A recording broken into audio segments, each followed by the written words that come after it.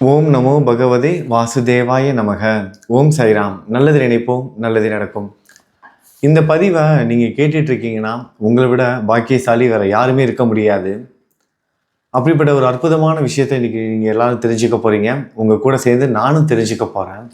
இப்படி அற்புதமான ஒரு வாய்ப்பு கொடுத்த நம்மளோட குரு நம்ம சாய்க்கு நன்றி சொல்லிட்டு இந்த பதிவை நான் ஆரம்பிக்கிறேன். ரொம்ப ஒரு உணர்ச்சிகரமான பதிவு. நம்ம வாழ்க்கைக்கு தேவையான பாடத்தை நம்ம கற்றுக்க போகிறோம். 3 வகையான தர்மங்கள் இந்த பதிவில் பீஷ்மர்கிட்டருந்து கற்றுக்க போகிறோம். பீஷ்மரோட வாழ்க்கையிலிருந்து 3 வகையான தர்மங்களை நம்ம கற்றுக்க போகிறோம். பீஷ்மர் யாரோடையும் அவர் ஒப்பிடவே முடியாது. அவருக்கு நிகராக வேற யாருமே கிடையாது. பகவான் ஸ்ரீ கிருஷ்ணர் சொன்னது. பீஷ்மர் மாதிரி இன்னொருத்தர் இந்த உலகத்தில் இனிமேட்டு பிறக்கவே முடியாது, பிறக்கவும் மாட்டாங்க. யாராலையும் அவரை மாதிரி வாழ முடியாது. இருக்கலாம், ஒரு சில காலகட்டத்துக்கு அவங்கள மாதிரி இருக்கலாம். ஆனால் வாழ்நாள் முழுவதும் ஒருத்தர் பீஷ்மர் மாதிரி இருக்கவே முடியாது. யாரும் அவருக்கு பக்கத்தில் கூட நெருங்க முடியாது.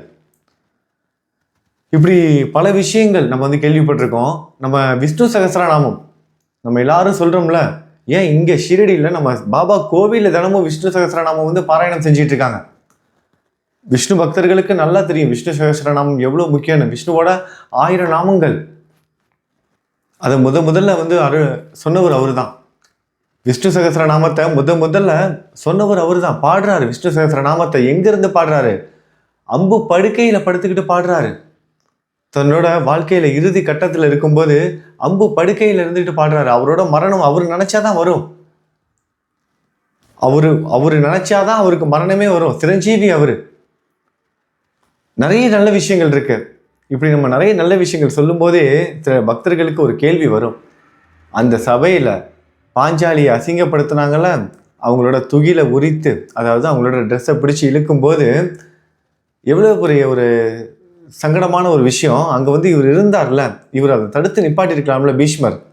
அது இதில் என்னென்னமோ சொல்கிறீங்க, எவ்வளோ தர்மங்கள்லாம் அவர்கிட்ட தான் கற்றுக்கணும், இந்த மாதிரிலாம் சொல்கிறீங்க. ஆனால் அவர் என்ன செஞ்சுக்கிட்டு இருந்தார் அப்போ? இந்த மாதிரியான கேள்விகள்லாம் பக்தர்களோட மனசில் இருக்குல்ல, அந்த எல்லா கேள்விக்குமான பதில்களும் இந்த பதிவில் இருக்குது. முழுவதுமாக பாருங்கள். பீஷ்மர் சந்தனு மகாராஜ் அப்படிங்கிறவரோட ஒரு பையன். சந்தனு மகாராஜ் அப்படிங்கிறவரோட மகன். அந்த சந்தனு மகாராஜ் ஒரு முறை காட்டுக்கு போகும்போது, வேட்டையாடுவதற்காக போகும்போது ஒரு மீனவ பெண்ணை சந்திக்கிறார்.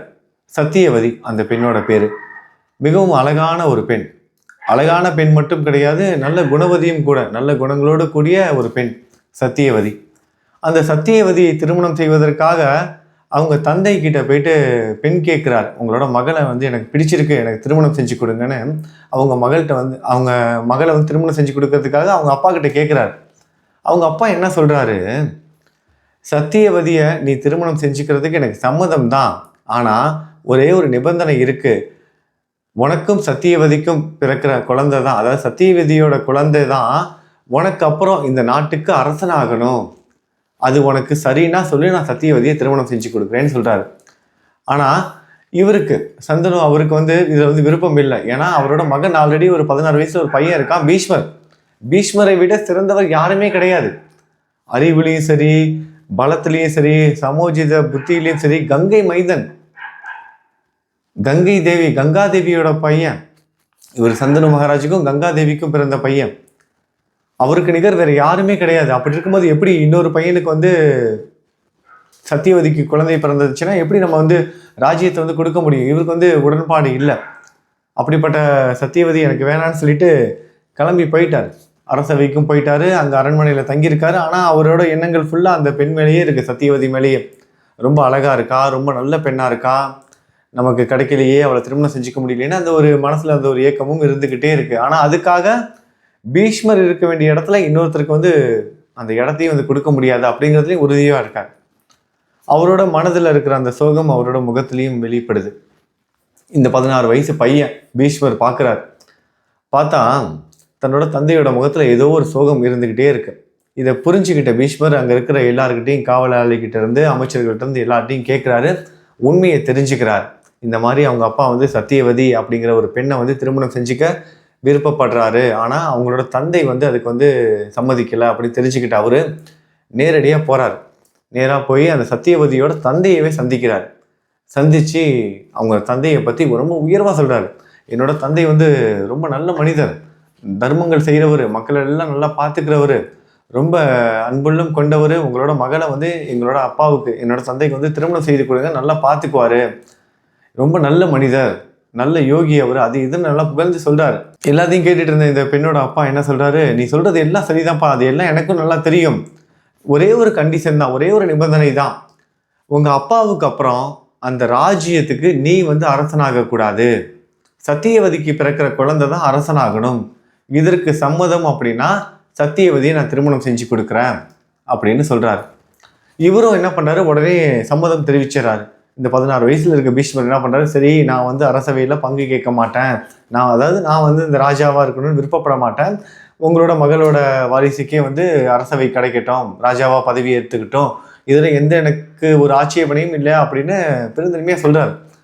இதை கேட்ட அந்த தந்தை மேலும் வந்து இன்னொரு விஷயமும் சொல்றாரு, என்னன்னா நீ நல்லவன் தான்ப்பா, நீ வந்து உன்னோட பேச்சை வந்து மீற மாட்ட, எனக்கு நல்லா தெரியும், உன்னை நான் முழுவதுமா நம்புறேன், ஆனா உனக்கு பிற்காலத்துல குழந்தைகள் பிறந்தாங்கன்னா அந்த குழந்தைகள் ராஜ்யத்துல பங்கு வேணும்னு வந்து நிற்பாங்கல்ல, சண்டை போடுவாங்கல்ல, அப்ப என்ன செய்யறது அப்படின்னு கேட்குறாங்க.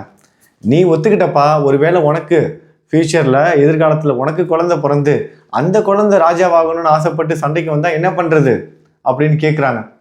ஒரு நிமிடம் பீஷ்மர் அப்படியே அமைதியா இருந்துட்டு பேச ஆரம்பிக்கிறாரு.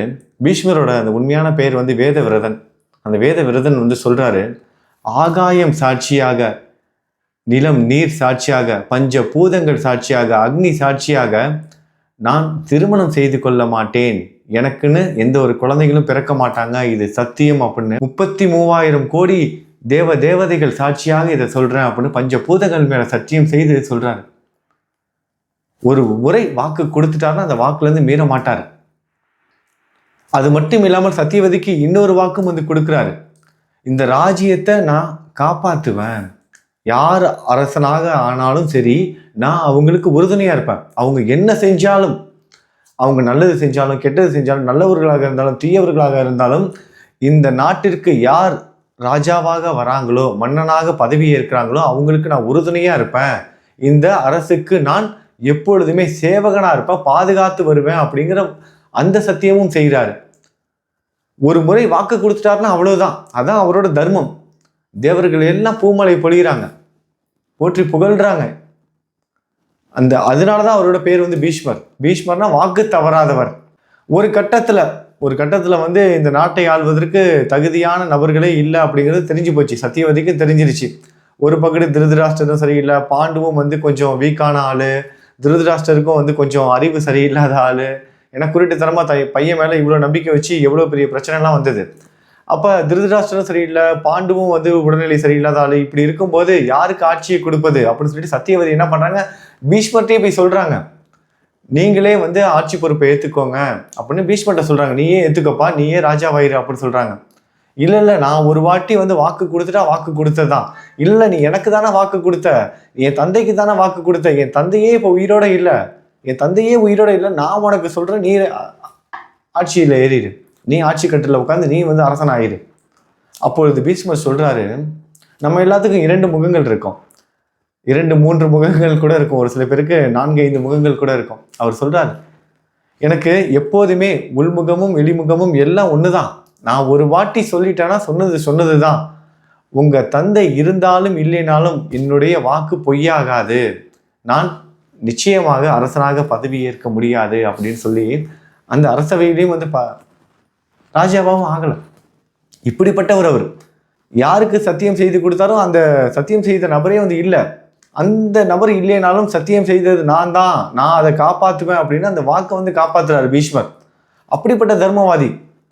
ஆனா என்ன ஒண்ணு, நல்லது கெட்டது எதையும் பார்க்க மாட்டாரு, அது தன்னோட வாக்கு, அதுதான் வாக்கு கொடுத்துட்டா அவ்வளவுதான், யாரா இருந்தாலும் சரி, பீஷ்மர் சொன்னா அவ்வளவுதான் அப்படிங்கிற மாதிரி ஒரு வாழ்க்கை. இப்படிப்பட்ட ஒரு தர்மமான் தான் பீஷ்மர். அந்த அரசவையில பாஞ்சாலியோட, அதாவது திரௌபதியோட அந்த துகில் உரிக்கப்படும் போது ஆடை வந்து பிடிச்சி இழுக்கும் போது ஏன் தடுக்கலை அப்படிங்கிற அந்த ஒரு கேள்வி. அவர் காப்பாத்திருக்கலாமே, இவ்வளவு நல்ல மனிதரா இருக்காரே அப்படி.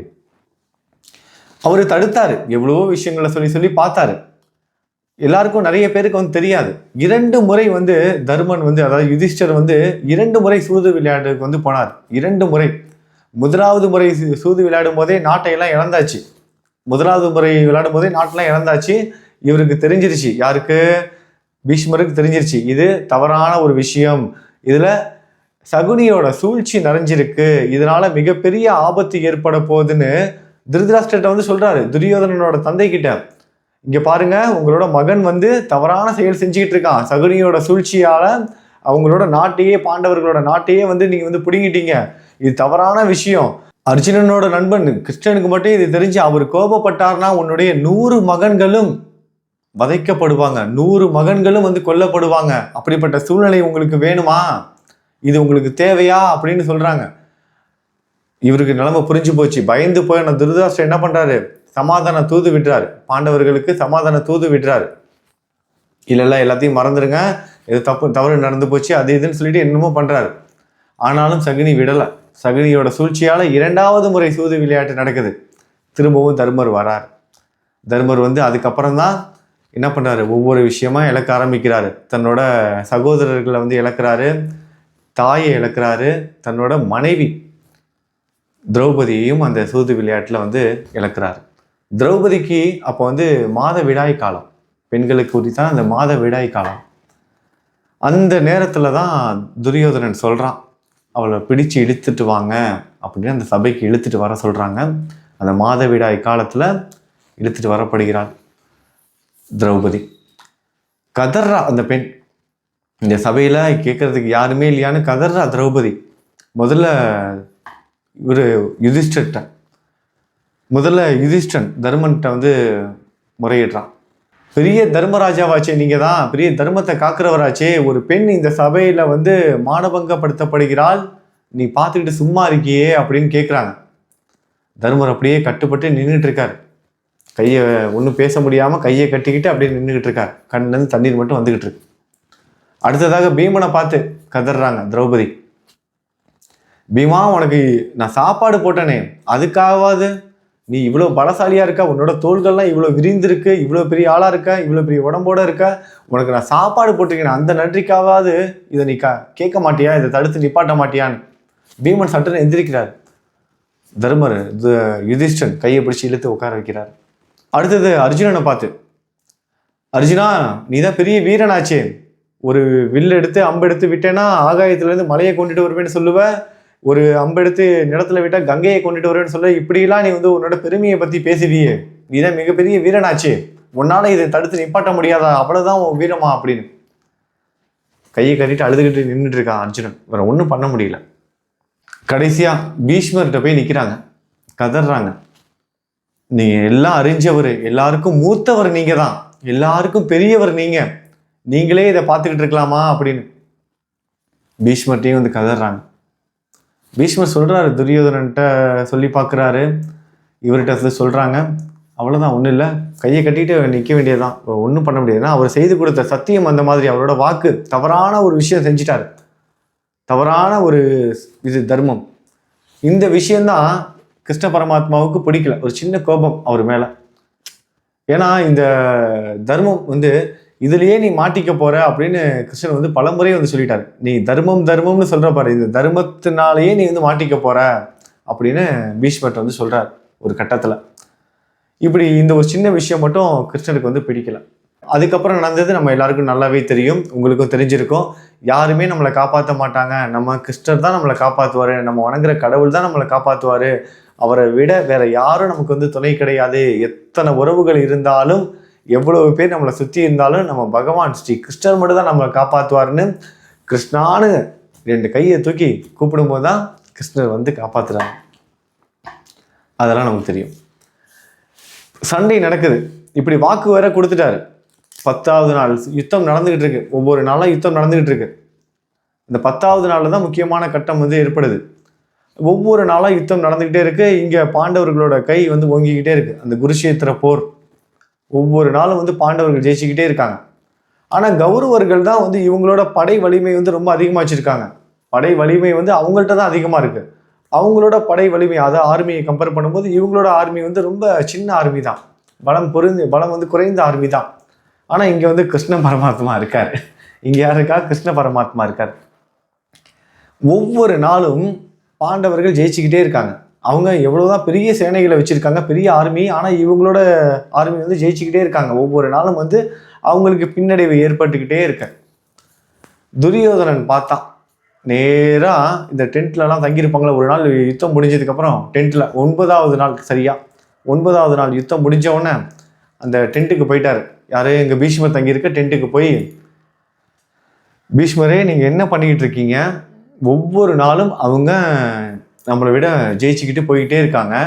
நீங்கள் வந்து வாக்கு கொடுத்துருக்கீங்க, இதான் உங்களோட தர்மமா? ராஜ்யத்தை காப்பாற்றுவேன்னு வாக்கு கொடுத்தீங்களே, அது எல்லாம் சும்மா தானா அப்படின்னு இவர் கேட்கவும் ஒரு சத்தியம் செய்கிறார். நாளைக்கு யுத்த களத்தில், இந்த 10வது நாள் யுத்த களத்தில் நான் அர்ஜுனனை வந்து வீழ்த்துவேன். நான் அர்ஜுனனை வந்து வீழ்த்துவேன், அதாவது அர்ஜுனனை நான் கொன்றுவேன் நாளைக்கு யுத்தத்தில் அப்படின்னு பீஷ்மர் சொல்லிட்டாரு. இந்த செய்தி அப்படியே 4 பக்கமும் அப்படியே செதறி போகுது. பீஷ்மர் சொல்லிட்டா அவ்வளவுதான், பீஷ்மர் சொன்னா அவ்வளவுதான். ஏன்னா பீஷ்மர் முன்னாடி யாருமே நிற்க முடியாது. எல்லா பக்கத்தும் போகுது. பாண்டவர்கள் சைடும் போயிருச்சு, குந்தி தேவிக்கு போயிருச்சு, இங்கே திரௌபதிக்கு போயிருச்சு. திரௌபதிலாம் நெஞ்சிலையும் வயிற்றுல அடிச்சுட்டு அழுக ஆரம்பிச்சிட்டாங்க. திரௌபதிலாம் அஜிச்சோ நாளைக்கு பீஷ்மர் வராரு, பீஷ்மரை எதிர்த்து என்ன பண்ண முடியும்? கதறாங்க, எல்லார்ட்டையும் போய் முறையிடுறாங்க. ஐயோ யாராவது காப்பாத்துங்க, யாராவது காப்பாத்துங்க. கடைசி அர்ஜுனன்ட்டே போயிட்டு, அர்ஜுனா என்ன அர்ஜுனா அப்படின்னா, அர்ஜுன் கையை விரிச்சிட்டார். நான் என்ன பண்ண முடியும்? பீஷ்மர், அவரை எதிர்த்து நான் என்ன பண்ண முடியும்? அவரால் எனக்கு மரணம் ஏற்பட்டு அதை விட உயர்ந்தது என்ன இருக்க முடியும் அப்படின்னு அர்ஜுனன் சொல்லிட்டார். ஏன்னா ஒன்று அவருக்கு தெரியும், ஒன்றும் பண்ண முடியாது அப்படின்னு. கடைசியாக கிருஷ்ணர்கிட்ட போயிடும். கிருஷ்ணா நீயாவது காப்பாத்து. கிருஷ்ணர் சொல்றார், நான் என்ன பண்றது, நான் வெறும் தேரோட்டி தான், நான் என்ன பண்ண முடியும், வெறும் தேரோட்டி தான் அப்படின்னு கிருஷ்ணர் சொல்லிட்டு அவர் விலகிட்டார். அவ்வளோதான். அன்னைக்கு நைட் எல்லாரும் அவங்கவுங்க இடத்துக்கு போய் தூங்க ஆரம்பிக்கிறாங்க. அந்த டென்ட்ல விடிஞ்சா 10வது நாள் யுத்தம். பீஷ்மர் வரப்போறாரு. எங்க யுத்த களத்துக்கு அர்ஜுனனை எதிர்த்து. ஒன்றும் பண்ண முடியாது. பீஷ்மருக்கு முன்பு அர்ஜுனெல்லாம் மிகப்பெரிய ஒரு போராளி, அதாவது அம்பு அந்த வில்லு விடுறது அது அதெல்லாம் எதுவுமே பழிக்காது பீஷ்மர் முன்பு. கங்கை மைந்தன், சஞ்சீவினி, சாகா வரம் பெற்றவர். அவர் நினைச்சா மட்டும்தான், யாராலையும் அவரை வந்து வீழ்த்த முடியாது. வராரு கிருஷ்ணர், வராரு கிருஷ்ண பரமாத்மா. இரவு நேரத்துல கையில தீப்பந்தத்தை எடுத்துக்கிட்டு வராரு. நேரா திரௌபதியை ஒரு கையில பிடிச்சிக்கிட்டு, ஒரு கையில தீப்பந்தத்தை எடுத்துக்கிட்டு திரௌபதியை கூட்டிக்கிட்டு அந்த இருட்டில் நடந்து போறாரு. திரௌபதிக்கு ஒன்றும் புரியல, கிருஷ்ணா எங்க கிருஷ்ணா கூட்டிட்டு போற? ஒரு பகுதி காலையில யுத்தம் நடக்க போகுது, பீஷ்மர் வர போறாரு. இவங்க அதை நினைச்சு பயந்துகிட்டு இருக்காங்க, அர்ஜுனனுக்கு என்ன ஆகுமோ ஏதாகுமோ அப்படின்னு. இங்க என்னன்னா கிருஷ்ணன் வந்து கையை பிடிச்சு கூட்டிட்டு போயிட்டு இருக்காரு. பைரவர்லாம் கத்திக்கிட்டு இருக்காங்க, மிட் நைட்ல வீடியோ ரெடி பண்ணிட்டு இருக்காங்க. அதான் கையை பிடிச்சு கூட்டிட்டு போயிட்டு இருக்காரு. இவங்களுக்கு ஒன்றும் புரியல, கிருஷ்ணா எங்க கிருஷ்ணா கூட்டிட்டு போயிட்டு இருக்க, என்ன சொல்ற, எங்கன்னு சொல்லிட்டாவது கூட்டிட்டு போ அப்படின்னு. இல்லை நீ பேசாம வா அப்படின்னு சொல்லிட்டு கூட்டிட்டு போறாரு. நேராக எங்க திரும்ப கூட்டிட்டு போறாரு? பீஷ்மரோட டென்ட்டுக்கு. பீஷ்மர் தங்கியிருக்காருல அந்த இடத்துக்கு கூட்டிட்டு போறாரு. கூட்டிட்டு போயிட்டு நேராக நீ உள்ளுக்குள்ள போமா அப்படின்னு சொல்றாரு. எதுக்கு கிருஷ்ணா என்ன உள்ளுக்குள்ள போக சொல்றீங்க? அதெல்லாம் எதுவும் கேட்காது, நீ உள்ளுக்குள்ள போ அப்படின்ட்டாரு. இவங்களுக்கு ஒன்றும் புரியல. ஆனா கிருஷ்ணர் சொல்றாரு உள்ளுக்குள்ள போனேன். அது வந்து பீஷ்மர் தங்கியிருக்கிற டென்ட்டு. இவங்க வந்து உள்ளுக்குள்ள போறாங்க. யாரு? திரௌபதி மட்டும் உள்ளுக்குள்ள போறாங்க. கிருஷ்ணர் வந்து வெளியே நின்றுட்டு இருக்காரு. திரௌபதி உள்ளுக்குள்ள போனோன்னா அந்த சலங்கை சப்தம் கேட்குது. இவர் வந்து பிரம்மச்சாரி. அந்த இடத்துல அந்த சலங்கை சப்தம், இவர் தூங்கிட்டு இருக்காரு. அந்த சலங்கை சப்தம் கேட்டோடனே புரிஞ்சுட்டாரு, ஒரு பெண் வரா உள்ளுக்குள்ள அப்படின்னா. இரவு நேரத்துல, இந்த இருட்டான நேரத்துல ஒரு பெண் வந்து ஒரு பிரம்மச்சாரி இடத்துக்கு வந்து வருவது சரியில்லை அப்படின்னு சொல்லிட்டு இவர் என்ன பண்ணாரு, அந்த நிலையை புரிந்து கொண்டு வெளிச்சத்துக்கு வெளியே வராரு. வெளியே வந்து பார்த்தா திரௌபதி வந்திருக்காரு. திரௌபதி பீஷ்மரை பார்த்தோன்னே, பெரியவரை பார்த்தோன்னே நம்ம காலில் விழுந்து நமஸ்காரம் செய்கிற மாதிரி அவங்க காலில் விழுந்துட்டாங்க. காலில் விழுகவும் இவர் சௌபாக்கியவதியார், எல்லா மங்களங்கும் பெற்று சுமங்கலியா வாழ அப்படின்னு ஆசீர்வதிச்சிட்டார். இவர் கிருஷ்ணர் வந்தார், கீழே விழுந்து ஆசீர்வாதம் வாங்கிட்டு திரௌபதி எந்திரிச்சாங்க. கையை பிடிச்சிட்டு, சரிவா நம்ம வந்த வேலை முடிஞ்சிருச்சு கிளம்பு அப்படின்னு சொல்லிட்டு கையை பிடிச்சி கூப்பிட்றாரு. வந்த வேலை முடிஞ்சிருச்சு, வா கிளம்பலாம் அப்படின்னு கிருஷ்ணர் என்ன பண்ணிட்டாரு? இவர் பீஷ்மர், இவர் சௌபாக்கியவதியாயிரு அப்படின்னு ஆசீர்வதிச்சுக்கிட்டார். எல்லா நன்மைகளும் உனக்கு கிடைக்கட்டும் அப்படின்னு ஆசீர்வதிச்சிட்டாரு. அங்க துரியோதனன் ரொம்ப சந்தோஷமா இருக்கான். இரவு நேரத்துல அங்க கொண்டாட்டம், அங்க கொண்டாட்டத்துல இருக்காங்க கௌரவர்கள் எல்லாரும். துரியோதனன்லாம் ரொம்ப அப்படியே யுத்தத்திலே ஜெயிச்சிட்ட மாதிரி ஒரே ரொம்ப சந்தோஷம். ஏன்னா இவர் வந்து சொல்லிட்டாரு, வேற இவர் வந்து வாக்கு கொடுத்துட்டாரு. என்னது, நாளைக்கு சூரிய அஸ்தமனம் ஆகிறதுக்குள்ள அவனை நான் வந்து வீழ்த்துவேன் அப்படின்னு. இங்கே என்னடா இப்படி ஒரு ஆசீர்வாதம், சௌபாக்கியவதியா இருமா அப்படின்னு ஒரு ஆசீர்வாதத்தை வேற கொடுத்துட்டாரு. கிருஷ்ணர் சொல்றாரு, சிரிச்சுக்கிட்டே சொல்றாரு, நான் உங்கள்கிட்ட சொன்னேன்ல பீஷ்மா, இந்த தர்மத்தினாலேயே நீங்க மாட்டிக்க போறீங்க, தர்மம் தர்மம்னு சொல்லிக்கிட்டே இருக்கீங்களே, இந்த தர்மத்திலேயே நீங்க மாட்டிக்க போறீங்கன்னு நான் சொன்னேன்ல அப்படின்னு சிரிச்சுக்கிட்டே என்ன பண்ணிட்டாரு சொல்லிட்டு கூட்டிட்டு போயிட்டார். அடுத்த நாள் யுத்தம் ஆரம்பிக்குது. 10வது நாள் யுத்தம். அப்படியே விஸ்வரூபம் எடுத்து யுத்த களத்துல இவர் பீஷ்மர் யுத்தம் புரிஞ்சுக்கிட்டு இருக்காரு. அர்ஜுனன்லாம் அதை பார்த்து நடுநடுங்கி போயிட்டான். அர்ஜுனன்லாம் பார்த்து கிருஷ்ணனை பார்த்து, என்ன இப்படி இவர் யுத்தம் புரிஞ்சுக்கிட்டு இருக்காரு, இவர் இப்படி யுத்தம் புரிஞ்சா இவர் முன்பு யாரு நிக்க முடியும் அப்படின்னு பயந்து போயிட்டாரு. அர்ஜுனன்லாம் பயந்து போயிட்டான், என்ன பண்ண முடியும்னு. அர்ஜுனனை எதிர்த்து வந்துகிட்டு இருக்காரு. ஒவ்வொரு வீரர்களாக வீழ்த்தி, ஒவ்வொரு படைகளாக வீழ்த்தி வீழ்த்தி வீழ்த்தி முன்னேறி வந்துகிட்டு இருக்காரு. யாரும் ஒரு முன்னாடி நிக்க முடியாது பீஷ்மர் முன்பு. இங்க அர்ஜுனன் அப்படியே நடுங்க ஆரம்பிச்சாச்சு. ஏன்னா ஒன்றும் பண்ண முடியாது, யாராலையும் தடுத்து நிப்பாட்ட முடியாது பீஷ்மரை. அர்ஜுனன் நோக்கி வந்துகிட்டு இருக்காரு. இங்க கிருஷ்ணனை பார்த்து இவரு அர்ஜுனா வந்து அஜிச்சோ அவ்வளவுதான் முடிஞ்சிருச்சு அவ்வளவுதான் அப்படின்ட்டார். கிருஷ்ண பரமாத்மா இவர் தொடர்ந்து வரதை பார்த்து கோபம் கொண்ட கிருஷ்ண பரமாத்மா இறங்கிட்டாரு. ரதத்துல இருந்து கீழே இறங்கிட்டாரு. தேரோட்டியா இருந்த இவர் வந்து கீழே இறங்கிட்டாரு. இவர் வந்து சபதம் எடுத்திருக்காரு. இவரோட சபதம் என்ன, நான் வந்து ஆயுதம் ஏந்த மாட்டேன் யுத்தத்துல அப்படின்னு சபதம் எடுத்திருக்க. அந்த சபதத்தெல்லாம் மறந்துட்டு யுத்தம் செய்ய மாட்டேன், நான் தேரோட்டியா மட்டும்தான் இருப்பேன், யாரையும் எதிர்த்து சண்டை போட மாட்டேன், ஆயுதத்தை கையில் எடுக்க மாட்டேன் அப்படின்னு சொன்ன கிருஷ்ண பரமாத்மா எல்லாத்தையும் விட்டுட்டு அர்ஜுனனை காப்பதற்காக தன்னோட பக்தனுக்கு ஒண்ணு நான் என்ன வேணா செய்வேன் அப்படிங்கிற மாதிரி இவர் இறங்கிட்டார். இவர் இறங்கினவர் என்ன பண்றாரு, கீழே இறங்கி அந்த புழுதியில இறங்கி நடந்து போறாரு. போர்க்களம் எப்படி இருக்கும், ஒரே புழுதியா இருக்கும். கீழே இறங்கி ஒரு உடஞ்சி போன ஒரு சக்கரத்தை எடுத்து கையில எடுத்துட்டு மேல எடுத்துட்டு நடந்து போயிட்டு இருக்காரு. போற வழியில யுத்தக்களம் எப்படி இருக்கும், அங்க வெட்டுப்பட்ட உடல்கள், கை வேற கால் வேற தலை வேற எல்லாம் சரி செதறி கிடக்குது. அந்த ரத்த ஆற்றலாம் கடந்து போறாரு. பீஷ்மர் பக்கத்துல போயிட்டு அந்த சக்கரத்தை தூக்கி நிற்கும் போது பீஷ்மர் பாக்குறாரு கிருஷ்ண பரமாத்மாவை. கையில சக்கரத்தை வச்சுக்கிட்டு கிரீடம்லாம் கலண்டு விழுந்துருச்சு. கிருஷ்ணரோட கிரீடம்லாம் கலண்டு விழுந்துருச்சு. அவரோட அங்கவஸ்திரம்லாம் காத்துல பறந்து போச்சு. புழுதியில வந்து நிற்கிறார். அவரோட முகம் ஃபுல்லா அந்த இது புழுதி பட்டு இருக்கு. ஆனா அதுலயும் அவ்வளவு அழகா இருக்காரு. அந்த அழகை பார்க்கிறார். 7 உலகங்களையும் ஆட்டி படைக்கிறவரு, பிரபஞ்சத்தையே தன்னோட கைக்குள்ள வச்சிருக்கிறவரு தன் முன்பு இப்படி நிக்கிறத பார்த்து அவரு தரிசனம் செய்யறாரு. எல்லாத்தையும் மறந்துட்டாரு. யுத்த களத்துல நிக்கிற இவரு சக்கரத்தை வச்சுட்டு நம்மளை வந்து அடிக்க வராரு, இது எல்லாத்தையும் மறந்துட்டாரு. மறந்து போயிட்டு ரசிக்கிறாரு. அப்ப பீஷ்மர் சொல்றாரு கிருஷ்ணனை பார்த்து, என்ன தர்மம்னு சொல்லிட்டு தர்மத்திலேயே மாட்டிக்குவேன்னு சொன்னீங்களே, இப்ப நீங்க என்ன பண்ணிட்டு இருக்கீங்க, நீங்க ஒரு தர்மத்துல இருந்து இருந்தீங்களே, அந்த தர்மத்தை மீறிட்டீங்களே அப்படின்னு இவரு சிரிச்சுக்கிட்டே பேசுற பாருங்க. யுத்த களத்துல சிரிப்போட போகுது. கிருஷ்ணா, நீங்க ஆயுதமே எடுக்க மாட்டேன்னு சொன்னீங்க, இப்ப எனக்காக நீங்க ஆயுதத்தையே எடுத்துட்டு வந்திருக்கீங்க, இது எவ்வளவு பெரிய பாக்கியம் எனக்குன்னு யுத்த களத்துல பேசிக்கிறாங்க. எப்பேற்பட்ட ஒரு பாக்கியம் பாருங்க. பீஷ்மர் வந்து பேசிக்கிறாங்க யுத்த களத்துல. அர்ஜுனன் இறங்கி வந்துட்டான் தேர்ல இருந்து. கிருஷ்ணரோட காலை பிடிச்சுக்கிட்டு, கிருஷ்ணா என்ன பண்றீங்க, நீங்க என்ன பண்றீங்க, ஆயுதம் எடுக்க மாட்டேன் நீங்க சத்தியம் பண்ணி கொடுத்துருக்கீங்க, அதை மறந்துட்டீங்களா, உங்களோட வாக்கு என்னாச்சு, வந்துருங்க இவர் காலை பிடிச்சிட்டு அர்ஜுனன் வந்து அப்புறம் மதியம் நேரத்துக்கு அப்புறம் யுத்தம் தொடர்ந்து நடந்துகிட்டு இருக்கு. காலையில முழுவதும் இடி மின்னல் மாதிரி சண்டை போட்டுட்டு இருந்தவர் இப்ப அப்படியே சாந்த ரூபத்துக்கு மாறிட்டாரு. எங்க பார்த்தாலும் அவருக்கு கிருஷ்ணனாவே தெரிகிறாரு. யாரை பார்த்தாலும், பாண்டவர்களை பார்த்தாலும் கௌரவர்களை பார்த்தாலும், கீழே யார் சண்டை போட்டுட்டு இருந்தாலும் யாரை பார்த்தாலும் கிருஷ்ணனாவே தெரிகிறாரு. அப்படியே எல்லாத்தையும் மறந்து போயிருக்காரு, கிருஷ்ணரையே நினைச்சுக்கிட்டு இருக்காரு. கிருஷ்ணர் சொல்றாரு அர்ஜுனனை பார்த்து, அர்ஜுனா இதான் சரியான தருணம், உன்னோட வில்லை எடுத்து அம்பை விடு, உன்னோட காண்டீபத்தை எடுத்து வில்லை எய்து அப்படிங்கிறார். அர்ஜுனன் யோசிக்கிறாரு. டேய் யோசிக்காதரா, நீ விட்டேன்னா அவன் உன்னை காலி பண்ணிடுவான், யோசிக்காத, இதான் சரியான தருணம், உடனே நீ வந்து அடிச்சிடு, நீ அடிக்கலைன்னா அவன் உன்னை அடிச்சிடுவான், பீஷ்மரை எதிர்த்தெல்லாம் உன்னால நிற்க முடியாது, இதான் சரியான தருணம் அப்படின்னு சொல்லிட்டு சொல்றாரு. இவரும் அம்புகளை வந்து விடுறார். அந்த அம்புகள் அப்படியே சல்லடையா உடம்பு முழுவதும் சல்லடையாயிருச்சு.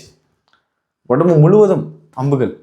எப்படின்னா அதை எப்படி வர்ணிக்கிறாங்கன்னா, இந்த நம்மளோட அந்த முடியோட நுனிப்பகுதி, அந்த முடி எப்படி இருக்கும் ஒவ்வொரு இடமும், அந்த மாதிரி ஒவ்வொரு இடமா இடமே இல்லையா அந்த மாதிரி உடல்ல முடி இருக்கிற மாதிரி அப்படியே தொலைத்து அப்படியே உள்ளுக்குள்ள போதான். புரிஞ்சுக்கோங்க எந்த அளவுக்கு சொல்றேன்னா, அந்த அளவுக்கு வந்து உடல் முழுவதும் அம்புகள். அந்த அம்பு படுக்கையில அம்புகள் சாய்ந்து அப்படியே சாயிறாரு. உடல் முழுவதும் அம்புகள் இல்லாத இடமே கிடையாது உடல்ல. அப்படியே அந்த அம்புகளோட வந்து சாயிறாரு. எல்லாரும் அழுகிறாங்க. செய்திகள் போய் எல்லாரும் கதறாங்க. தேவர்கள்லேருந்து மேலேருந்து எல்லாரும் அழுக ஆரம்பிக்கிறாங்க. ஏன்னா பீஷ்மர் தர்மத்தின் நெறியில் வந்து தவறாதவர். எல்லாரும் அழுகிறாங்க. எல்லாரும் வந்துட்டாங்க அந்த இடத்துக்கு. எல்லா முனிவர்களும் எல்லாரும் வந்துட்டாங்க அந்த இடத்துக்கு. தர்மரும் வந்துட்டாரு, துரியோதனன் வந்துட்டாரு. துரியோதனன் அந்த இடத்துல வந்து வருத்தப்படுறான். துரியோதனன் வந்து தன்னோட செயலுக்காக வருத்தப்பட்ட இடம் அந்த ஒரு இடம் தான். துரியோதனன் வந்து தன்னோட செயலுக்காக, என்னோட சுயநலத்துக்காக, என்னோட விருப்பத்துக்காக இத்தனை பேர் மாண்டு போகிறார்களே, அதுவும் பீஷ்மர் மாதிரி உள்ளவங்களாம் வந்து இப்படிப்பட்ட நிலைமைக்கு ஆளாகிறாங்களேன்னு வருத்தப்பட்ட ஒரே ஒரு இடம், தன்னோட செயலுக்காக துரியோதனன் வருத்தப்பட்டானா பீஷ்மர் சாய்ந்த அந்த ஒரு தருணத்துல தான். துரியோதனனே வருத்தப்பட்டுட்டான். எல்லாரும் அப்போ மற்றவங்களோட நிலைமையெல்லாம் நினைச்சு பாருங்க. அர்ஜுனன், தர்மர்லாம் ஒன்றும் பேச முடியாமல் நின்றுட்டு இருக்காரு. கிருஷ்ணர் வந்துட்டாரு. கிருஷ்ணர் வந்து சொல்றாரு, இங்க பாரு தர்மா, பீஷ்மர் இருக்காரு, அவர்கிட்ட நீ எப்படி இந்த அரசாட்சியெல்லாம் நடத்தணும் அப்படிலாம் கேட்டுக்கோ, தர்மத்தெல்லாம் வந்து கேட்டுக்கோ. இந்த தர்ம உபதேசம் வந்து பீஷ்மரை தவிர யாராலையும் வந்து சிறப்பாக தர முடியாது. அவர்கிட்ட இருந்து கற்றுக்க வேண்டியது உனக்கு நிறைய இருக்கு, கேளு அப்படிங்கிறாரு. அங்கே அவரு அம்பு படுக்கையில் படுத்திருக்காரு. அவராக நினைக்கும் போது அவருக்கு மரணம் வரும். ஒவ்வொரு விஷயமா கேட்குறாரு, நீ அதை பண்ணு, இதை பண்ணு அப்படின்னு ஒவ்வொரு விளக்கமாக கொடுத்துட்டு இருக்காரு. ராஜ்யம் வந்து எப்படி நடத்தணும், பெண்களை வந்து நீ வந்து சாமி மாதிரி பார்த்துக்கணும், குழந்தைகளை வந்து சாமி மாதிரி பார்த்துக்கணும், அது பெண் குழந்தைகளை ரொம்ப இதாக பார்த்துக்கணும், எல்லாரையும் நீ ஒரே மாதிரி நடத்தணும். இப்படி பல உபதேசங்களை வந்து கொடுக்குறாரு. பீஷ்மரோட வாழ்க்கையில இருந்து நம்ம கற்றுக்க வேண்டிய இந்த 3 தர்மங்கள் நமக்கு ரொம்ப முக்கியம். முதல் தர்மம் சமுதாய தர்மம், மத தர்மம், ஆன்மீக தர்மம். இந்த சமுதாய தர்மம் அப்படின்னா நம்ம எல்லாருக்கும் ஒரு உறவா இருக்கும்ல. நம்ம வந்து ஒரு கணவனா இருப்போம், மகனா இருப்போம், இல்லை நம்ம நண்பர்களாக இருப்போம், ஒருத்தங்களுக்கு வந்து சகோதரனா இருப்போம். இந்த மாதிரி நமக்குன்னு ஒரு உறவு இருக்கும்ல. அந்த உறவுக்கு நம்ம செய்ய வேண்டிய வேலைகளை நம்ம செய்யணும். அவங்கள பாதுகாப்பதற்கு, அவங்களோட தேவைகளை நம்ம பூர்த்தி செய்வதற்காக வேலைகளை வந்து செய்யணும். இப்போ குடும்பத்தை நம்ம பார்த்துக்கணும், அது நம்மளோட தர்மம். அது இல்லை நான் ஏன் உங்களுக்காக வேலை செய்யணும், நான் ஏன் உங்களை பார்த்துக்கணும், நான் ஏன் கட்டின மனைவியை பார்த்து நான் ஏமா உன்னை பார்த்துக்கணும், பெத்த பிள்ளைங்களை நான் ஏன் உன்னை பார்த்துக்கணும், பெத்த அம்மா அப்பாவை பார்த்து நான் ஏன் உங்களை பார்த்துக்கணும், இந்த மாதிரிலாம் இருக்கக்கூடாது. அது சமுதாய தர்மம். அந்த குடும்பத்துக்காக நம்ம செய்ய வேண்டிய வேலைகளை நம்ம செய்யணும். இரண்டாவது மத தர்மம். முடியாதவங்களுக்கு, ஆதரவு இல்லாதவங்களுக்கு, வயதானவர்களுக்கு, பசியோடு இருப்பவர்களுக்கு, பசியோடு இருக்கும் அனைத்து ஜீவராசிகளுக்கும் உணவு கொடுப்பது. நம்ம உணவு கொடுக்கறதுல கூட ஒரு சில தர்மங்கள் இருக்கு. என்னன்னா, நம்ம ஒருத்தங்களுக்கு ஒரு சாப்பாடு வாங்கி தரோம்னு வச்சுக்கோங்களேன், அவங்களுக்கு ஒரு 5 மணி நேரமோ 6 மணி நேரமோ தான் அந்த சாப்பாடு வந்து செரிமானம் ஆவதற்கு ஆகும். அதுக்கப்புறம் திரும்ப அவங்களுக்கு பசிக்க ஆரம்பிச்சிடும். நம்ம வாழ்நாள் முழுவதும் ஒருத்தங்களுக்கு சாப்பாடு வாங்கி கொடுத்துக்கிட்டே இருக்க முடியாதுல்ல, எல்லாராலையும் முடியாது அப்படிப்பட்ட விஷயங்கள். அதை விட சிறந்தது என்னன்னா, அவங்களுக்கு ஒரு வேலை இல்லாமல் இருக்கானா அவங்களுக்கான அந்த வேலையை வந்து கொடுப்பது, வாங்கி கொடுப்பது, உதவி செய்வது. வீடு இல்லாதவர்களுக்கு வீடு வாங்கி கொடுப்பது, அதாவது வீடு வாங்கி கொடுப்பது, தங்குறதுக்கு இடம் கொடுப்பது, சொந்தமாக வீடு வாங்கி தர்றது அப்படிங்கிறது கொடுக்கலாம், அதுவும் தவறு கிடையாது. வீடு எத்தனையோ பெரியவங்க வந்து கஷ்டப்படுற மக்களுக்கு வீடு கட்டி கொடுத்துட்டு இருக்காங்களே, வீடு இல்லாதவங்களுக்கு, அந்த மாதிரிலாம் செய்கிறது, இதெல்லாம் ஒரு வகையான தர்மங்கள். இது வந்து மத தர்மங்கள்ல வரும். இந்த சமுதாய தர்மம் இருக்கு பாருங்க, நம்ம குடும்பத்துக்காக நம்ம வேலை செய்யறது, அந்த குடும்பத்துக்காக நம்ம வேலை செய்யறது சமுதாய தர்மம். அந்த தர்மத்தை செஞ்சுக்கிட்டு இருக்கும்போது இப்படி இந்த மத தர்மம், அதாவது வேற யாருக்காவது ஏதாவது ஒரு உதவி தேவைப்பட்டுச்சுன்னா அந்த சமுதாய தர்மத்தை, அதாவது நம்ம குடும்பத்துக்காக செய்யற அந்த தர்மத்தை கொஞ்சம் தள்ளி வச்சுட்டு நம்ம இந்த மத தர்மத்துக்கு, மற்றவங்களுக்காக உதவி செய்யற தர்மத்துக்கு நம்ம வந்து முக்கியத்துவம் கொடுக்கணும். இதுதான் பீஷ்மரோட வாழ்க்கையிலேருந்து கற்றுக்கிட்ட பாடங்கள், அவர் உபதேசித்த பாடங்கள். அந்த மரண படுக்கையில், அந்த வில் படுக்கையில் வந்து படுத்திருக்காரு, அந்த அம்பு படுக்கையில் படுத்திருக்கும் போது போதித்த பாடங்கள் இதுவையெல்லாம். அடுத்தது ஆன்மீக தர்மம். ஆன்மீக தர்மம் வாழ்க்கையில் பாதிக்கப்பட்டவங்களுக்கு, ரொம்ப கஷ்டப்படுறவங்களுக்கு, அவங்களுக்கு பகவானை பற்றி சொல்லி புரிய வைக்கிறது, கிருஷ்ணனை பற்றி சொல்லி புரிய வைக்கிறது, ஆன்மீக பாதைக்கு அவங்களை கொண்டுட்டு வந்து அவங்களை நல்வழிப்படுத்துறது, பிறப்பு இறப்பு சுழலிருந்து விடுபடுவதற்காக வழியை காமிப்பது, தீர்த்த யாத்திரைகள் செல்வது, கோவில்களுக்கு செல்வது, இறைவனோட நாமத்தை நம்ம ஜெபம் பண்றது, அவரோட நினைவிலேயே வாழ்வது, இதுதான் ஆன்மீக தர்மம். மிக உயர்ந்த தர்மம் அது. இப்படி 3 வகையான தர்மங்கள் இருக்கு. இதை தன்னோட வாழ்க்கையிலையும் வந்து கடைபிடிச்சாரு பீஷ்மர். என்ன பண்றாரு, அவரோட தர்மம் என்ன, அவரோட கடைசியா எல்லா தர்மமும் அவரோட தர்மம் என்ன, அவரோட வாக்கு எல்லாத்தையும் அவங்க கூட இருக்கவங்கள பார்த்துக்கிட்டே வந்துகிட்டு இருக்காரு. எல்லாமே சரியா செஞ்சுக்கிட்டு இருக்காரு. அவரோட தர்மத்தை காப்பாத்திக்கிட்டு வந்துட்டு இருக்காரு. தன்னோட பொறுப்பு என்னமோ அதை உணர்ந்து செஞ்சுக்கிட்டு இருக்காரு. ஆன்மீக தர்மம் வருது, எங்க வருது, கிருஷ்ணன் வந்து கையில அந்த உடைந்த சக்கரத்தை எடுத்துட்டு வந்து நிற்கும் போது ஆன்மீக தர்மம், பகவான் வந்துட்டாரு. அப்ப என்னாச்சு, அவரோட வாக்கு என்னாச்சு, அவர் வாக்கு கொடுத்துருக்கிறாருல, அந்த ராஜ்யத்தை காப்பாற்றுவேன், யார் எதிர்த்து வந்தாலும் நான் கூட இருப்பேன்னு, யார் எதிர்த்து வந்தாலும் நான் எதிர்த்து நிற்பேன் அப்படின்னு வாக்கு கொடுத்தாருல. கிருஷ்ணனை வந்து எதிர்த்து சண்டை போட்டிருக்கணும்ல, அர்ஜுனனை வந்து கொண்டு இருக்கணும்ல, ஏன் கொல்ல முடியல, ஏன் செய்ய முடியல? ஏன்னா கிருஷ்ணர் வந்துட்டாரு, பகவானே வந்துட்டாரு. 7 உலகங்களை படைத்து கட்டி ஆளும் மண்ட சராசரங்களை கையில வச்சிருக்க கிருஷ்ண பரமாத்மா வந்துட்டாரு. பார்த்த இவரு தன்னோட சபதங்கள் போயிருச்சு, தன்னோட தர்மங்கள் போயிருச்சு, எல்லா தர்மங்களையும் எல்லாத்தையும் ஒத்தி வச்சுட்டு என்ன பண்ணிட ஆரம்பிச்சிட்டாரு, பகவானை போற்றி பாட ஆரம்பிச்சிட்டாரு. அவரையே நினைக்கி பிரார்த்தனை பண்ண ஆரம்பிச்சிட்டாரு. அந்த திரு உருவத்தை, அந்த அழகான சுரூபத்தை தரிசிக்க ஆரம்பிச்சிட்டாரு.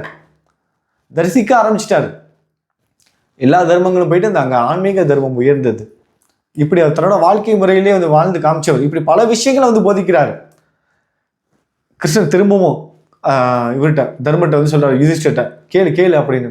யுதிஷ்டர் சொல்றாரு, இங்க பாருங்க, அவர் ஏற்கனவே அந்த அம்பு படுக்கையில வந்து படுத்திருக்காரு, அவரை எப்படி நம்ம கஷ்டப்படுத்துறது அப்படின்னு. இதெல்லாம் நடந்துகிட்டு இருக்கும் போதே, அர்ஜுனா எனக்கு வந்து தலை வலிக்குது, என்ன தலையை வச்சுக்கணும், அதுக்கு ஏதாவது தலையணை கொடு அப்படின்னா அர்ஜுனன் வில் எடுத்து விட்டாரு. அது தலையணை. அந்த வில்லுலேயே வந்து அந்த அம்புலேயே வந்து படுக்கிறார்.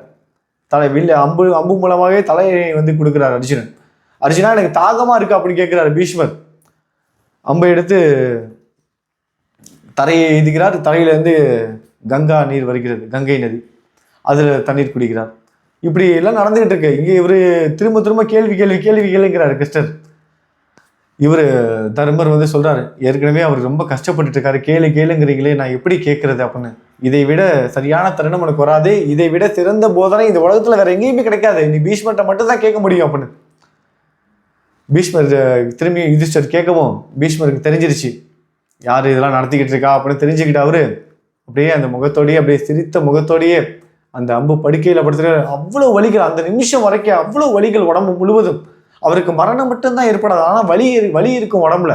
அவ்வளவு வலிகளையும் சுமந்துகிட்டு இருக்காரு. அந்த நிமிஷம் வரைக்கும் வலிகளை சுமந்துகிட்டு இருக்காரு.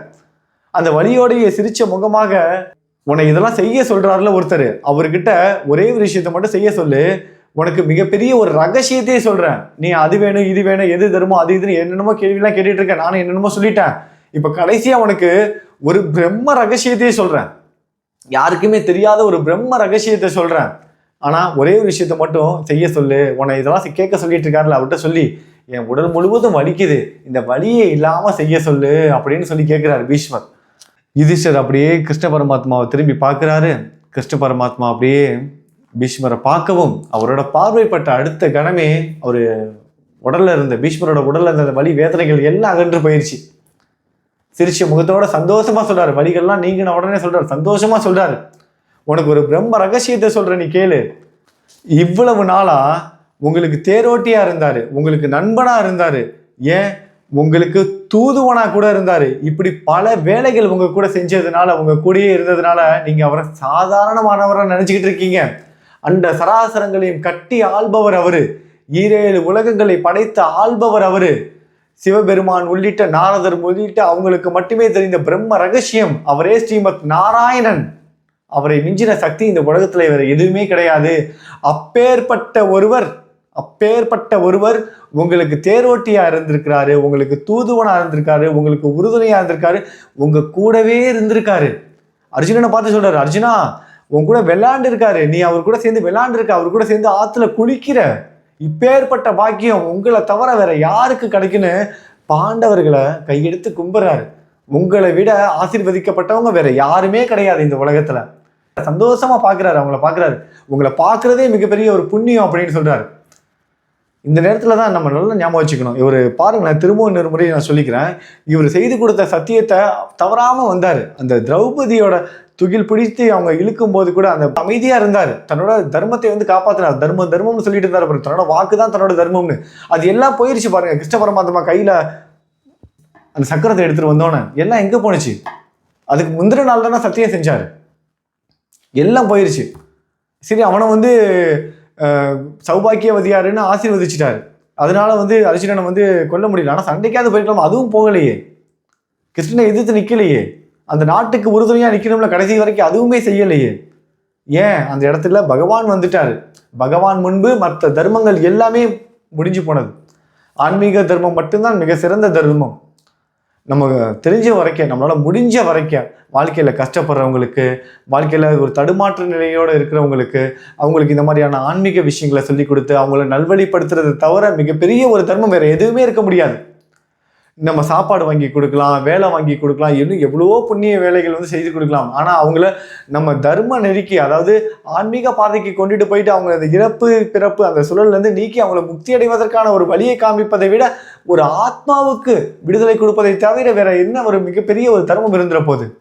அந்த ஒரு தர்மம் தான் நம்ம செய்ய வேண்டிய மிகப்பெரிய ஒரு தர்மம். இந்த 3 தர்மங்கள் நம்ம வாழ்க்கையில் ரொம்ப முக்கியமான தர்மங்கள். இவர் பீஷ்மரோட வாழ்க்கையில நம்ம கற்றுக்க வேண்டிய தர்மங்கள். இதை மீண்டும் ஒரு முறை சொல்லிக்கிட்டு இந்த பதிவை இதோட நான் முடிக்கிறேன். சமுதாய தர்மம், மத தர்மம், 3வது ஆன்மீக தர்மம். சமுதாய தர்மங்கிறது நம்மளோட குடும்பத்துக்காக, நம்மளை சார்ந்தவங்களுக்காக, நம்ம செய்கிற வேலைக்காக, நம்ம உண்மையோட அதுக்கு வந்து உண்மையாக நம்ம வந்து வேலை செய்கிறது. அந்த வேலையிலேருந்து நம்ம பின்வாங்கக்கூடாது. 2வது தர்மம் மத தர்மம். முடியாதவங்களுக்கு, கஷ்டப்படுறவங்களுக்கு உதவி செய்வது, சாப்பாடு வாங்கி கொடுப்பது, வேலை வாங்கி கொடுப்பது, அவங்களுக்கு வந்து கல்வி அறிவு கொடுப்பது, ஏழை குழந்தைகளை வந்து படிக்க வைக்கிறது, இப்படி பலவிதமான சேவைகள். இது எல்லாம் வந்து மத தர்மத்தில் வரும். இந்த மத தர்மம் வந்துச்சுன்னா சமுதாய தர்மம், நம்மளோட குடும்பத்துக்கான வேலைகள் செஞ்சுட்டு இருக்கும்போது இந்த மத தர்மமான இந்த மற்றவங்களுக்கு உதவுற அந்த வேலைகள் வந்தது அப்படின்னா இதை கொஞ்சம் தள்ளி வச்சுட்டு நம்ம மற்றவங்களுக்கான உதவிகள் செய்வது, அந்த தர்மத்துக்கு முக்கியத்துவம் கொடுக்கணும். ஆனால் இந்த 2 தர்மங்கள் செய்து கொண்டு இருக்கும்போது ஆன்மீக தர்மம் வருதுன்னா நம்ம அதுக்கு தான் முக்கியத்துவம் கொடுக்கணும். நம்ம என்ன பண்ணணும்? ஆன்மீக தர்மம் தான் கொடுக்கணும், அதுக்கு தான் முக்கியத்துவம் வந்து கொடுக்கணும். இப்படி எல்லா போதனைகளும் முடியுது, எல்லாரும் அவங்கவுங்க பிரிந்து போகிறாங்க. அந்த நேரத்தில் தான் விஷ்ணுவோட சகஸ்ரநாமத்தை வந்து பாடுறாரு. அவர் விரும்புகிற அந்த மரணம் ஏற்படுகிற அந்த நேரம் வரும்போது கடைசியாக பாடுகிறார் விஷ்ணு சகஸ்ரநாமத்தை. அந்த விஷ்ணு சகஸ்ரநாமம் தான் இன்னைக்கு உலகம் முழுவதும் தேவதர் உலகத்தை தாண்டி 3 உலகங்களையும் இந்த நாராயணன் போற்றி அந்த துதிப்பாடுகிற அந்த விஷ்ணு சகஸ்ரநாமம் வந்து இன்னைக்கு வரைக்கும் பாடிக்கிட்டு இருக்கோம். பாபா கோவில ஷீரடியில் விஷ்ணு சகஸ்ரநாமம் இன்னைக்கு வரைக்கும் தொடர்ந்து பாராயணம் வந்து நடந்துகிட்டு இருக்கு. விஷ்ணு சகஸ்ரநாமம் பாடாத நாட்களே கிடையாது ஷீரடியில், இன்னைக்கு நடந்துகிட்டு இருக்கு. பாபா எத்தனையோ பக்தர்கள் விஷ்ணு சகஸ்ரநாமத்தை படின்னு சொல்லிக்கிட்டே இருக்காரு. இந்த எல்லா விஷ்ணு சகஸ்ரநாமங்கள் எல்லாமே உருவானது பீஷ்மரோட அந்த அம்பு படுக்கையில படுத்திருக்கும் போது. எப்பேற்பட்ட ஒரு விஷயம் பாருங்க, நம்மளோட கற்பனை கூட நினைச்சு கூட பார்க்க முடியல. சின்னதாக நம்ம மனசுக்கு ஏதாவது நமக்கு உடம்பு லைட்டாக ஏதாவது ஃபீவரோ ஏதோ ஒன்று வந்துச்சா கூட ஒரு நாளைக்கு ஒரு 108 முறை நாம ஜபம் பண்றது கூட நமக்கு கஷ்டமா இருக்கு. ஒரு மனிதர் அம்பு படுக்கையில படுத்திருக்கும் போது விஷ்ணுவோட 108 நாமங்களை ஜெபம் செஞ்சிருக்காரு. எப்பேற்பட்ட ஒரு மனிதர் மகா ஞானி.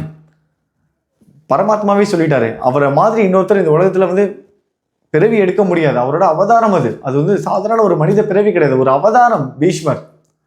ஒரு அற்புதமான ஒரு நாள், ரொம்ப ஒரு உணர்ச்சிகரமான ஒரு நாள், ரொம்ப சந்தோஷமா இருக்கேன், ரொம்ப முழுமையாகவும் ஃபீல் பண்றேன். ரொம்ப ஒரு முழுமையான ஒரு நாளா இருக்கு எனக்கு. இந்த பதிவு கேட்ட உங்களுக்கும் அந்த ஒரு உணர்வு இருந்திருக்கும்னு நினைக்கிறேன். வார்த்தைகளால் விவரிக்க முடியாத ஒரு உணர்வு எனக்கு கிடைச்சிருக்கு இன்னைக்கு. இதுக்கப்புறம் பேசவும் முடியாது, ரொம்ப தடுமாற்றமாகுது. ஏன்னா அவ்வளோ ஒரு உணர்ச்சி மிகுதியான ஒரு கேரக்டர், நம்மளாம் கற்பனை கூட பண்ணி பார்க்க முடியாது, அப்படிப்பட்ட ஒரு பீஷ்மர். சரி, இந்த பதிவை இதோட நான் வந்து முடிச்சுக்கிறேன். நாளைய பதிவில் சந்திக்கலாம். தொடர்ந்து ஸ்ரீமத் பாகவத கதைகளில் வந்து இணைந்திருங்க. நாளைய அத்தியாயத்தில் நம்ம எல்லாரும் சந்திப்போம். இப்போ நம்ம கேட்டுட்டு இருக்க இந்த கதைகள் எல்லாமே முதல் ஸ்கந்தத்திலிருந்து எடுக்கப்பட்ட கதைகள், ரொம்ப முக்கியமான கதைகள் மட்டும் நான் உங்களுக்கு வந்து சொல்லிக்கிட்டு இருக்கேன். எல்லாமே தொடர்ந்து நல்லபடியாக நடக்கட்டும். நாளைய பதிவில் சந்திக்கலாம். நல்லது நினைப்போம், நல்லது நடக்கும். ஓம் சாய்ராம். ஓம் நமோ பகவதே வாசுதேவாய நமக.